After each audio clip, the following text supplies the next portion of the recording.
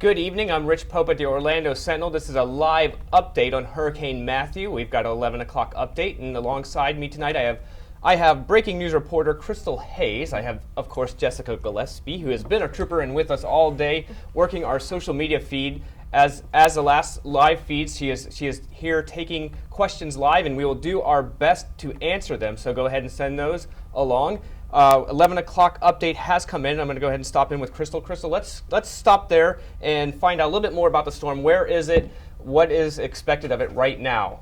Okay, so right now it has shifted since 5 p.m., 8 p.m. It's shifted a little bit more east, which is really good news for us. It's possible it might not make landfall as it gets closer to the Brevard and Volusia County area where we've kind of expected that it could possibly make landfall. Right now it's 125 mile per hour winds. It's going to move north-northwest, so it's basically zigzagging its way north, and it'll still hit us really hard, so should still be prepared, but the fact that it might kind of skim along the coast is much better news than it hitting us directly. Right, that's great news. I know in the last couple updates that we have, it has pretty much continued on that path of scraping along and actually making an impact there in Brevard, so that's great news. I know we'll keep an eye on it, and as you said, that could wiggle either way, so I mean, we have to keep hoping that it heads out east. You know, that would seem like be the best for us. Let's go ahead and talk about counties. Brevard, I know, we've been talking about that all day as probably taking the biggest hit on this storm with the path. Has that changed much? What can they expect there? Still, I mean, even if it just skims along the coast, they're going to be the closest to the eye, which is where those winds are the strongest. So they're still going to be the county that's probably going to be the most affected by the storm. I just talked with a forecaster right before we got on air, and they said that, you know, if it does make landfall, which now it's looking like it might not, it'll happen between 8 to 10 a.m. around the Volusia-Brevard county line. So, that's something to keep in mind. Of course, you know, we got some good news now, but it's still important. Right now, it looks like the strongest winds will be between 85 to 105 miles per hour with gusts of up to 125 miles per hour. So still some really strong winds and a lot of rain for sure. So. Okay, let's talk about storm surge. As far as that moving east, does that affect any of the storm surge? I know last time we reported possibility of maybe a 6-foot storm surge at most. Yeah. That's still what we have for the time being. I know we'll be checking back to see if that's going to change at all. The last time, you know, when I was talking to forecasters about this, you know, even if it does go a little more east or a little more west, a lot of the conditions that we've been reporting are still going to stick. So I mean, it could vary a little bit, but like on the gusts and the amounts of wind. But as far as the storm surge, the rain, we're still in for a lot over here in Central Florida. Okay, as far as Volusia County, I know you mentioned Brevard, Volusia kind of grouped in there. Are they expecting a little bit less or? A little bit less, and they'll kind of see after, you know, it's going to hit. I didn't bring my map of Central Florida with us, but basically it's going to hit Brevard first, and then it'll kind of move up towards Volusia. So they'll be getting those effects a little bit after Brevard, and it won't be as tough, I think, as them. I mean, right now what I have, 125 mile per hour gusts. That's like the strongest that we could expect. But yeah, they should see a little bit less than what we expect in Brevard. And this is just projections on what it is doing right now. Obviously, that could shift either way at this point. Let's go ahead and head to the other counties, Seminole County, some of those inward counties that are still going to get hurricane effect wings. Seminole, Osceola, actually Orange County. I know we are under a hurricane watch here as well. Let's talk a little bit about that. Yeah, so, well, I mean, coming into work today, I mean, there was nobody on the roads, which is a good sign. You know, the past couple hours, we haven't been seeing too much. We've been seeing some heavy rains on and off, but that's supposed to intensify. Overnight, it's supposed to get pretty bad, and the strongest conditions are supposed to be between 8 to 10 a.m., and that's 55 to 60 mile per hour winds and gusts of up to 80. So that'll be pretty bad. You probably want to stay indoors. I know we have a curfew right now in Orange County. So yeah, you want to stay indoors and don't travel unless it's an absolute emergency. Okay, and that's for Orange County. Let's talk about Seminole. How about that? How about their effects on this with the storm? So Seminole is somewhat the same. I mean, it's just north of us, but they also have a curfew in effect as well. So you want to stay inside. Between 8 to 10 a.m. again is going to be the same time frame as when they'll see those strong conditions, and it'll be between 60 to 70 mile per hour winds with up to 85-mile-per-hour gusts. But that it's the same with Orange. Those conditions should try to kind of like simmer down throughout the afternoon, which is good news. So I mean, it'll be a really strong morning, but in the mid to late afternoons, you'll start to see things start to simmer down as the storm continues on its trek north. Yeah, it's kind of that strange time right now because I stepped out not too long ago, and it's just kind of like this normal rainy night, and you almost kind of want to put your guard down, but this thing is still out there and making its way this way, and I know we kind of have to keep a watch and keep an eye on it. And like I said, it is easy to let your guard down, so absolutely do not. Let's go ahead and talk about Lake County. They were getting outside of that hurricane force winds. Are they still in that zone right now? They still are, but the problem with Lake County is that they have a lot of low-lying areas, and they also have areas that are really prone to flooding, and that's not what we see over here in Orange County and Seminole. But yeah, they already, right now in Astor, which is in a northern part of the county, they're already seeing that, they're experiencing really devastating floods. Yeah. So, even though they're just under a tropical storm warning, the rains are still hitting them hard. Yeah, I think I read they were concerned about St. John's River coming up. I think reports was saying St. John's River could come up to a 3-foot surge. Yeah, and there's lots of homes and also businesses in that area. So, as the water starts to rise, they're expecting that it could, go inside those homes and also those businesses. So getting those sandbags, making sure they're packed, you never know. Okay, well, I'll circle back with you in a moment. I want to go ahead and stop in with Jessica. Jessica, what do we have? Any new questions coming in? Anything that needs to be answered at this point? We've got a lot of questions that are very specific to some areas right now. Okay. That some of them are a little bit out of our coverage range, so we aren't too prepped with those answers. Okay. But we are getting some questions, and I think we just answered a lot of them about the specific counties that we do cover. Somebody did have a question about the curfew. I think it's been answered here, but just to confirm, the curfew for Orange County is, what was it, 10 p.m. It's today? 10 p.m. until 7 a.m. Saturday. So, you can't really be on the roads if you are, I think that's accepted unless you've got a job to get to or something and you can prove that, or you're an emergency vehicle. Those are some exceptions. But if you're just out to see what's going on, you should not be driving. The curfew is up. Okay. So that was Okay. Jessica, with those curfews, if you're heading to a shelter, which I know a lot of people that should be at shelters should be there right now. If you decide you want to go to a shelter, is that curfew in effect for, say, that kind of travel on the roads? No, we had this in Volusia County. They just recently issued a curfew, and that's not in effect, of course, for the people who are trying to get out. Along with that, also the bridges from the mainland to the beaches are open until they start to see 45-mile-per-hour winds, which in some parts of Volusia they're already seeing right now. But yeah, if you can leave, you should do so now before it gets too windy out there. Okay, for those of you just tuning in, I want to go ahead and recap a little bit. We are doing a live 11 o'clock update on Hurricane Matt. We have an 11 o'clock update that came in through the Hurricane Center. It looks like the storm pretty much has stayed as strong, maybe a little bit weaker at this point. It has wiggled a little east, which is good news, but still take this storm very serious. It is still a very strong, significant storm that, like I said, we don't need to let our guard down now. It's easy, like seeing the rain outside and kind of pulling back a little bit, but we don't need to do that. Let's go ahead and touch in on shelters as well. I know I mentioned a little bit about traveling there. Do you have any information about shelters? Yeah, well, some of them are starting to fill up, and you want to check. Twitter has been a really good asset for people if they're looking for a shelter and they want to know which ones are filled up. Our site, we've been really good with listing out which ones are open, if they're pet friendly, if they're for special needs. I know Volusia County, there are more than 3,000 people, almost nearing 4,000 people that have evacuated to shelters. Yeah. So it's very good news that people are actually taking it seriously and getting to those shelters. But yeah, if you want to get out and you want to go to those shelters, check back on our site, and we kind of have a good way of letting you know if which ones are open or not. Along with that, each county has an emergency operations that have been very vocal with posting to social media and on their website about the shelters and which ones are open, which ones have filled up. Okay. But yeah, so they can always check back to OrlandoSentinel.com, or they can also check out. County by county. And since you mentioned that, I want to go ahead and point out OrlandoSentinel.com right now is available completely unrestricted, free. So we are updating that through the night.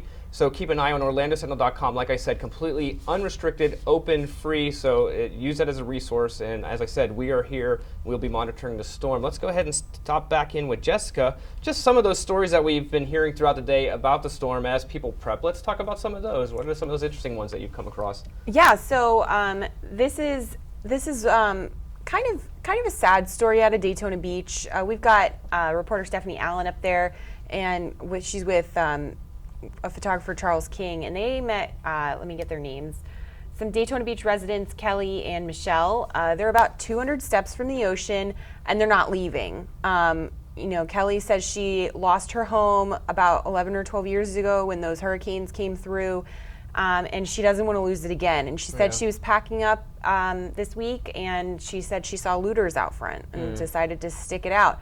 So they've got some board games, and they're just hoping for the best, and they're at their house now. They said they were in Daytona Beach, so I don't think that was under a strict evacuation ruling. That was only if you were on the barrier islands in Volusia County. But I mean, when you're that close to the ocean, you're that close to the ocean. Coastal areas for sure. Yeah, that's going to be getting a strong effect of the storm. We're hoping for the best for them. And also, we sent Kayla O'Brien downtown Orlando just to see if anybody was out.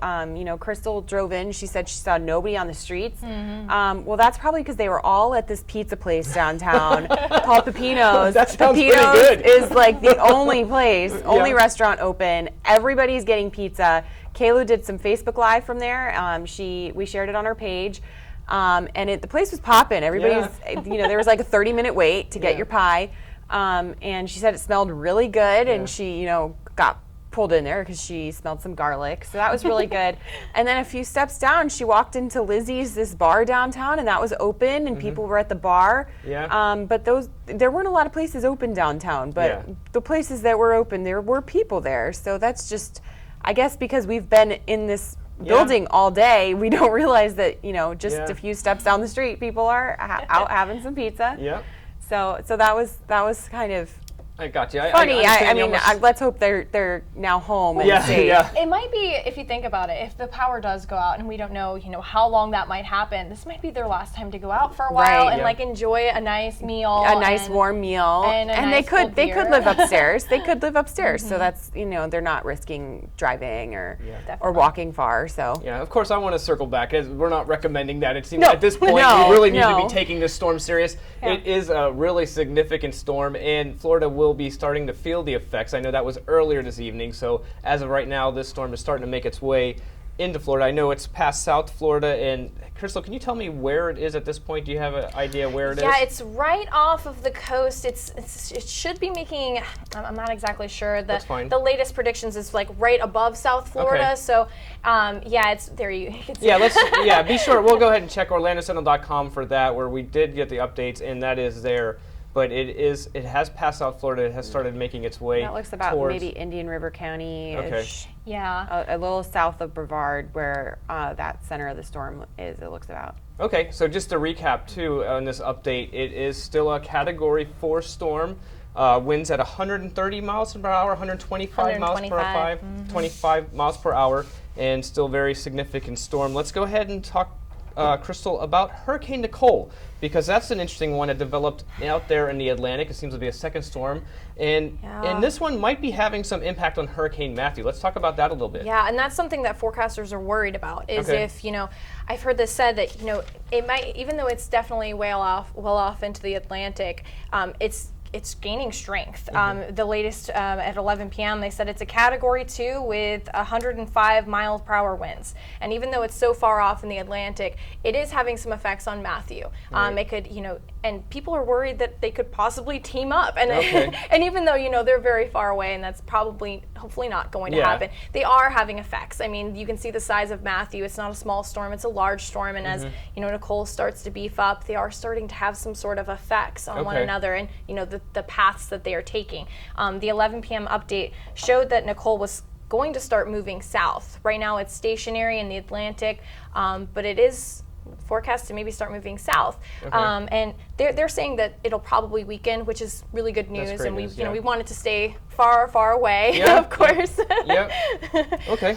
But On that note, the other threat I think we're seeing is that Matthew might not just make its rounds and go up the coast and go off in the ocean. We're seeing, as the days continue, it looks like that path might circle back around and hit us a second time, which would just be terrible. Right, and I know that's just a projected path. I mean, as of right now, it's showing that hook, but as far, we don't know how far back, but it is kind of a strange path it is taking right now, and it does make you wonder, like, is this thing going to make its way back into Florida? But granted, I know we do really need to focus on the storm that's coming through early this evening and going to be hitting here. And that's exactly what forecasters have said, and they said, there have been other storms. I mean, they showed a graph, they sent me a cool graph that showed all of the other storms that have made those loops. So they do happen, but you're right. I mean, we've seen even with this storm, it's very hard to predict. The tropical weather is very hard for forecasters to really know, which way it's going to go, and they so often will shift. Right. So, even though that is a model that could happen, and it's still too early. But it would, if that did happen, we would see it probably next week, early next week. Okay. We'll kind of have a better understanding of where it's going to go. But I know, like I said, let's get through. We have to get through tonight, get through early morning.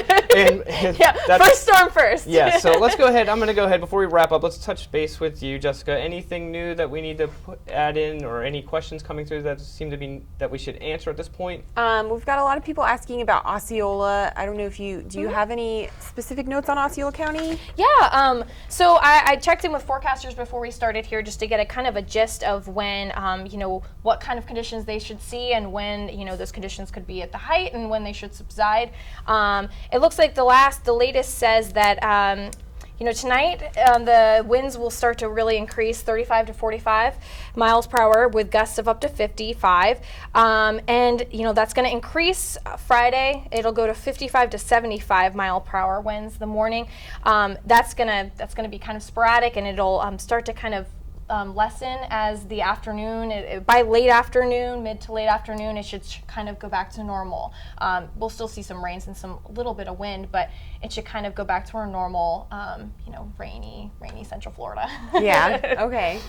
And we also somebody made a comment that they're bored and it's not even raining yet in Orlando, which I don't really know what you're talking about, because it's been raining here for several hours now. Yeah. I actually, funny enough, we had just checked in on this, and the rain levels in Sanford are crazy. It's already 5.87 inches. And so in parts of Sanford right now, a lot of some of the roads are flooded. There's already been reports of motorists getting stuck, which is always bad. So, even though you might look outside and think that it's okay, a forecaster told me that a lot of that 5.87 inches happened in a really short amount of time. Right. And so, you don't want to be tricked by the weather. It's looking clear. And with those motorists stuck, now Seminole County was one of the first ones to announce a curfew. But does that not start until tomorrow? No, you know what? I don't have, they have a curfew beginning at 5 a.m. Friday and ending at 7 a.m. Saturday. So right now they're still able to be out there. In Sanford, just know that there's a lot of rain and there's a lot of water on the ground. Yeah, and that was one of the first places we really saw a high amount of rain just dumping down on Seminole County. So throughout, Lake Mary also saw a good 4 inches of rain. And that's going to continue. So they're in for some heavy flooding, I think. Right. And I think that's the other important thing. You never want to stay complacent. You don't want to think that it's just a rainstorm, because those big gusts that you're talking about, those, that can get up to 45, 55 mile an hour out of nowhere, gusts can come up and, you don't want to be outside in that. You need to be very careful. They could be higher depending on what part of the state you're in. And I've lived through several hurricanes. You just don't want to risk it. You don't want to walk outside and think you're good and get hurt or have something happen. The Florida Highway Patrol had they kind of have a good way of monitoring where the crashes are, and they've already there's been quite a few of them in Orange County along I-4. There was a semi-truck crash, and then we've also seen some alerts on some of the roads have just completely gotten flooded. They had an alert on there that said there's a flood down this road, don't go down it, don't drown. Wow. So you really they're trying to really alert people and making sure they're being cautious. You don't really want to be on the roads when the rain is dumping and the gusts and everything. So. Okay, all right. Anything else, Jessica, at this point, would you say? I think the only other thing that we wanted to mention is we already said this, but we'll say it again. All of our hurricane coverage is free on OrlandoSentinel.com. This includes the replica of our newspaper at orlandosentinel.com/e-newspaper. Now, did you show? I can't remember. Yeah, Did let's you go show that ahead. off? Actually, speaking of newspaper, we So do have this the is print probably edition. not going to be in your driveway tomorrow. Right. Don't worry about people driving, and trying to deliver a paper, because that's pretty much not happening. But it is available online as an e-edition. Right. And I've heard from our publisher and our production team that the Friday papers will be coming out with the Saturday papers is the plan right now. Okay. So that's the plan. Okay. But here it is, Yeah. so you can see it first. But as you mentioned, And all the OrlandoSentinel.com information is a good spot to look. is being updated right now constantly on OrlandoSentinel.com. Right. We're 24 hours coverage, all through this storm. Yep. So as a recap right now for this update, Hurricane Matthew is at a Category 4, 125 miles per hour wind. It looks like it has wiggled a little east, but it is still significant, still going to impact Central Florida in some capacity. So please do not let your guard down. Please keep an eye on this storm. So for OrlandoSentinel.com, I'm Rich Pope. Good evening.